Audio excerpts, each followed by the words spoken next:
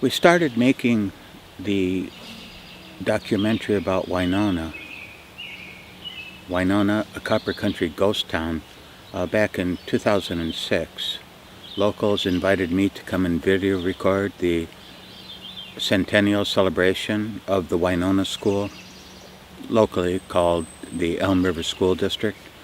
And I was busy, so I sent some of my younger colleagues, Grant Gustin in particular, and they were excited. They were going to make this film. They were so excited, I thought, what the heck, let them go. But life intervenes. There were divorces, job changes, residential changes, and one thing led to another, and it was put on a back burner for about 7 years. About 3 years ago, I picked it up again, and through the support of Northern Michigan University and sales of my documentary films, my previous documentaries about the traditional cultures of the Upper Peninsula, we were able to make the film.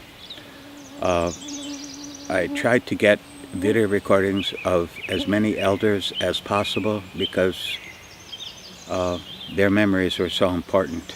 And gradually I came to immerse myself in the history, and I could see it. I could shut my eyes and I could see the hustle and bustle of a mining community where there were at one time over 1,000 people living and working in the community. The schools were good. The company built the schools. It was a company town. Companies controlled the population. They provided everything.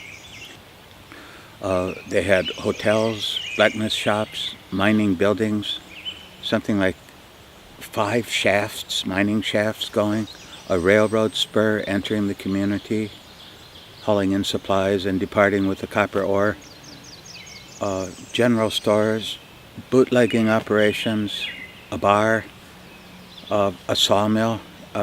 There was a lot of activity, and when the company left, the town collapsed. When I entered the community, I saw a sign that said, Winona, population 13. And it's even less than that now. So the story was about the decline and ultimate eclipse of a community. When you walk through the community of Winona and take various paths in the woods, and here's a stamp mill built in 1906 that was one of the best stamp mills in the United States at the time. And when you go in there now, you can see trees growing on top of that 7-foot thick concrete floor.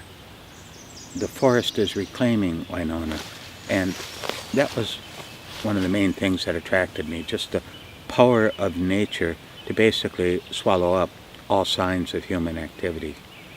As is the case with many such communities in the copper country, there was a boom where there was substantial mining activity starting around late 1800s and reaching its peak perhaps in the 1920s. And with the end of World War I, these communities started to collapse. Residents expressed a deep sense of loss as they could see the forest encroaching, covering up their families' homes. People feel the sense of loss. People who knew the community and what it was feel a sense of loss, and this is apparent throughout the film. There's this melancholy tinge throughout the film that really is the emotional driver of the narrative. It breaks my heart in a way. There's a sad story there, but what we tried to do is capture the memories, the communal memory, the collective conscience that's held together by stories, by outstanding characters, and we tried to recreate as much as we could of the communal memory, and I hope that you enjoy the film.